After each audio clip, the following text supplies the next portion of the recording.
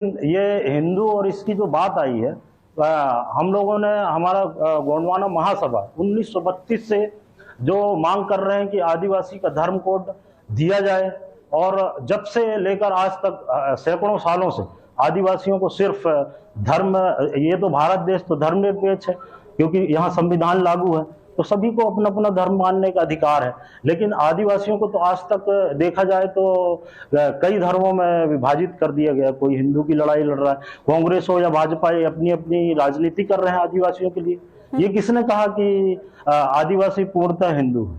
वो तो हम भी नहीं मानते, क्योंकि हमारी गोंडवाना गणतंत्र पार्टी की एक वैचारिक लड़ाई जब से रही है, गोंडवाना राज्य संकल्प यात्रा निकालकर पृथक गोंडवाना राज्य की मांग भाषाई आधार पर करना, और आदिवासियों को जो क्रिश्चियन बनाया जा रहा है, मुस्लिम बनाया जा रहा है, ये तो सैकड़ों सालों से चला आ रहा है। तो मेरा दोनों से अलग तरह का क्वेश्चन है, क्या अगर हम हिंदू है, आदिवासी हिंदू है, तो क्या वर्ण व्यवस्था में हम लोग कहाँ आते हैं? ये गुंजन जी बताएं, अमित जी बताएं कि अगर हिंदू हैं तो वर्ण व्यवस्था में क्या आदिवासी कौन से नंबर पे आता है? ठीक, क्या ब्राह्मण है, क्षत्रिय है, कायस्थ है कि शूद्र है? और शूद्र तो हम इसलिए नहीं मान सकते कि हमारे पूर्वज, पूरा इतिहास जानता है कि पूरे देश में बड़े बड़े राजा रहे, तो राजा क्या शूद्र हो सकता है? आप उसको खुद ही सोचें और इनसे पूछें कि ये क्या हिंदू में शामिल करते हैं कि क्या करते हैं। और हमारे आज तक जो विधायक सांसद बनते जा रहे हैं, चाहे कांग्रेस के हों चाहे भाजपा के हों, इस बात को आज तक उठाया ही नहीं गया। मुझे सबसे बड़ा दुख तो इन पे है जो हमारा प्रतिनिधित्व कर रहे हैं, आदिवासी का प्रतिनिधित्व कर रहे हैं। जी कमलेश जी, मैं और अभी हाल ही में दिल्ली में 14 राज्यों के आदिवासी समाज के लोगों ने धर्म कोड की मांग के लिए राष्ट्रपति के पास गए थे, राष्ट्रपति महोदय के पास गए थे, जाकर दिया। ठीक सर। अब सरमन अगेले जी, क्या आपको लगता है कि ये जात पात और धर्म के आधार पर बांटने की बात करना, ये पॉलिटिकल माइलेज के चक्कर में, चाहे कोई भी पार्टी हो, ये कितना सही कितना गलत? और आज जो उमंग सिंघार ने कहा कि आदिवासी हिंदू नहीं है, ये आपको लगता है कि ठीक बात है इस तरीके का बयान देना? देखिए, उमंग सिंघार जी को ये आज याद आई या कांग्रेस को आज याद आई? जब देश आजाद हुए 80 साल हो गए, 79 के पार कर गए, तब आज याद आई। तो इसके पहले कहाँ गए थे ये लोग? कांग्रेस भी सरकार में रही, भाजपा भी सरकार में रही, तो आदिवासियों के लिए क्यों नहीं सोचा?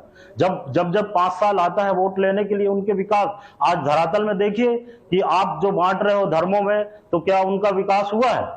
मैं मंडला से बोल रहा हूं, मंडला ट्राइबल एरिया है, यहाँ 70% आदिवासी निवास करता है। आज देखें कि उनके लिए 275 की राशि जो आई है, कितनी आई और क्या हुआ यहाँ पर? आज अगर सही तरीके से आदिवासियों के नाम पे जो पैसा आ रहा है अगर खर्च किया जाता तो हर आदिवासी आज विकास कर गया, और हर घर में कम से कम 4 व्हीलर होती।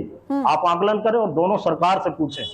इस चीज का मैं इनसे जवाब मांगता हूं, जो आज तक ट्राइबल मिनिस्टर रहे, जो जब से चुनाव प्रक्रिया में आई और जब से चुनाव हो रहा है। ठीक है, ठीक है। आर के शुक्ला जी, क्या आपको लगता है कि जिस तरीके से, देखिए अगर मैं चुनावों के नतीजों का भी यहाँ पर जिक्र करूं, तो जो एसटी के लिए आरक्षित सीटें हैं 47 सीटें, 2018 में कांग्रेस ने 30 सीटें जीती थी और बीजेपी ने 16, फिर 2023 में आते आते स्थिति ये हो गई कि बीजेपी 25 पर आ गई, कांग्रेस 21 पर आ गई। क्या यही वजह है कि कांग्रेस को कहीं ना कहीं नजर आ रहा है कि आदिवासी वोट बैंक हमसे चूकता ना जाए? क्योंकि लोकसभा चुनाव में तो केवल एक ही सीट इनके पास आई थी, छिंदवाड़ा की, और उस वहीं की धरती से उमंग सिंघार ये बयान दे देते हैं। आर के शुक्ला जी, देखिए, सत्ता की नजर से देखना अलग चीज है और देश को एक सूत्र में बांधने की नजर से देखना अलग चीज है। सबसे पहले तो मैं देश को बांटने की किसी भी साजिश को या किसी भी प्रकार के दृष्टिकोण का मैं घोर विरोध करता हूँ, निंदा करता हूँ। वो उमंग सिंघार हो, अमित चौरसिया जी हो, गुंजन चौकसे हो या कोई भी हो, देश एक है। सबसे पहले देश के बारे में सोचा जाना चाहिए। राजनीतिक पार्टियां बनती हैं, बिगड़ती हैं, आएंगी, चली जाएंगी, देश पे कोई कुछ असर पड़ने वाला नहीं है। अब आते हैं सवाल आज पर कि आज ये मुद्दा क्यों उठा गया।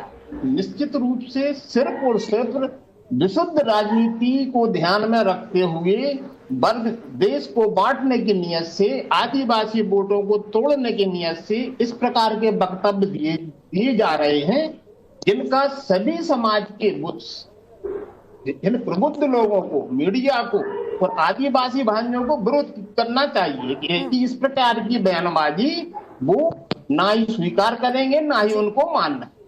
ठीक सर।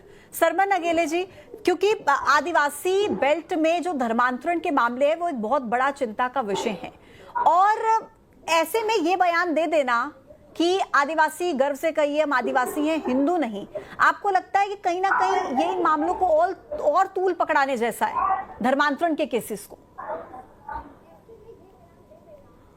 देखिए पूजा जी, ये जो मध्य प्रदेश विधानसभा में इंडियन नेशनल कांग्रेस के लीडर ऑफ अपोजिशन उमंग सिंगार जी ने जो बयान दिया उसके 4-5 मायने हैं।